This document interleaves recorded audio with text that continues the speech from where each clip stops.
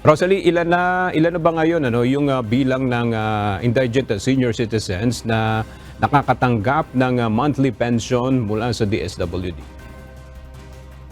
Bumibilang sa 4.08 million ang indigent senior citizens na nakakatanggap ng 1,000 pesos monthly pension mula sa pamahalaan.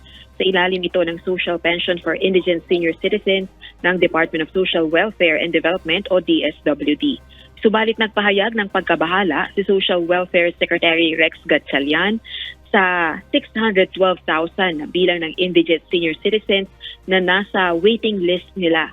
Ginawa nito ang pahayag sa ginagawang pagdinig ng House Committee on Appropriations sa budget proposal ng DSWD para sa taong 2025. 49.8 billion pesos ang nakalaang pondo para sa social pension for indigent senior citizens sa susunod na taon. Sa ulat din ng DSWD, as of July 31, 2024, 94.86% na yung kanilang disbursement rate para sa social pension for indigent senior citizens ngayong 2024. Samantalang sa kabuuan naman, 229.7 billion pesos ang halaga ng proposed budget ng DSWD at attached agencies nito para sa taong 2025. Ilang kongresista naman ang nagpahayag ng suporta na dagdagan pa ang panukalang pondo para sa DSWD. Balik sa iyo agad. Maraming salamat, Rosalie Coz.